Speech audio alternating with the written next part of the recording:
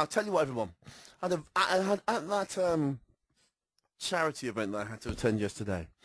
I sat next to a very successful property slash businessman slash personal trainer slash used to be a former bodybuilder guy. Okay, and we were talking about gyms, and we were talking about getting like your ideal body.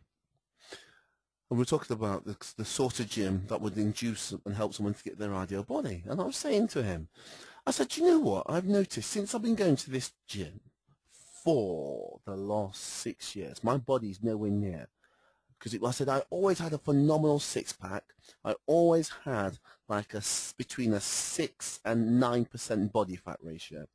And I says I was in my best condition, everything, fitness.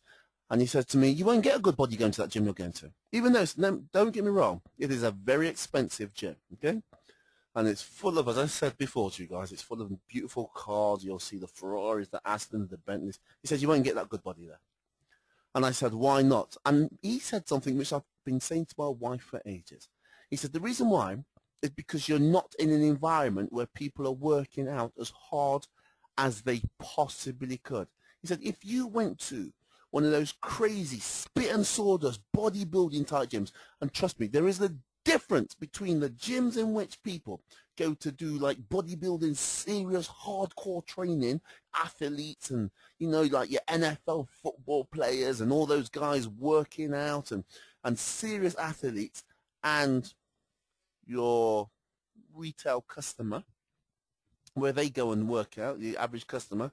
It's a different mindset. And he said, what happens is, if you go to work out in like the gym where you get the professional sports people and all those people, he says, you know what happens? You'll see people working out at a level that you thought, that's not possible. And it will raise your expectation. It will raise your standard of what you think's possible. And he says, you're then thinking whatever you were doing was rubbish, because you'll see what it takes to get a phenomenal body. You'll see people with great bodies and you'll see exactly what they're doing, and that will be your standard. He said you'll see things and you'll start competing with it. Go, I want to look like that, and you know what you're competing against. So if you're the best in the gym, and so people, most guys or girls will look at something and go, look at that, I want that. And it's as soon as they're at the top, it's very hard for them to stay there because there's not really much competition. But if there's serious competition in the gymnasium that you're going to, and you have to work and you're working out, you've got a new benchmark, a new standard. Going to the other types of gym is only going to give you so much. If everybody around you is frail or decrepit or fat or not in great shape, it says that will be your standard. Now, you can watch all the videos that you want, but unless you surround yourself in an environment where everybody is who you want to be like, he said that's going to happen. And I thought, isn't that amazing? That's life, that is. Because who you hang out with is exactly who you will become. If you're hanging out with people who are losing money, I don't care what you learn about trading and investing. But if everybody around you is losing money and you're reading books about how to make money, do you know what will happen? You will, unfortunately, unless you, raise the whole group standard to that level and you're all aspiring to that, but what happens is most people will try and pull you down. They'll try and pull you down to their standard. For example, if I get to the gym, there's another guy there who trains seriously hard. He's on my Facebook. You see his picture of me. That guy, he used to be a professional sports person. He's the only person I like to train with in that gym. And if we're making loads of noise, you'll see all these other people going, oh, why are you doing all that? You should come and train with us. You should come train with us. What's wrong with you making all that noise? I can hear you from over there. You don't have to make that much noise, Patrick, Sid, David. You can come work with us.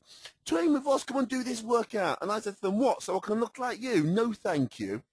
So the thing is, unfortunately, and they don't do it they're not doing it out of hate. They're doing it out of love. Why?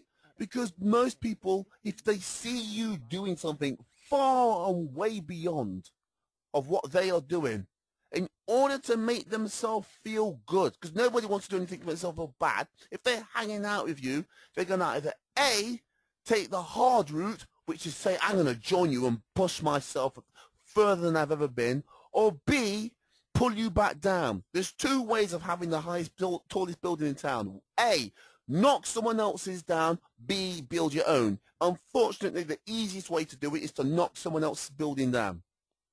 And you end up with the highest one.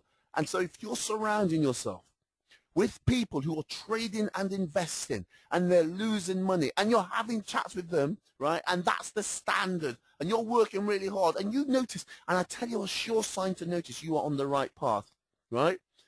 If you're working really hard and the people around you saying, why is that all you're doing? You can be doing more than that. What is wrong with you? Then that is a great peer group, okay?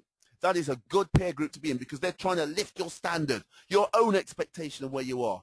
If you're in a group of people and they're going, why are you doing all that? That's not necessary. That is a terrible group. They're trying to pull you down. So be on the outlook. If you're in a group, but also at the same time, if you're doing something and everybody else around you is saying, what's wrong with you? Why are you working so hard? You are on the right path, but in the wrong group. It's the same as that thing I always say, and I say this with total respect to all people around the world. But if two fat people ask each other, how did you lose 2 pounds? They will remain fat. Why don't the fat people ask the skinny people, hey, you, skinny, how did you get like that and stay like that? That is not an accident. Now, if they're 20, yes, it is. But if they're 30, 40, 50, and they're still in great shape, you can trust me, that is not an accident. Because with the reduction of growth hormone, the loss of the muscle mass that happens to the average person, the slowing down of the metabolism, if they're still shaping in shape, they're doing something. And success leaves clues to go and ask them. So remember, who are you hanging out with? You need to ask yourself that every single day. And if your group is not either pulling you up, then they're pulling you down.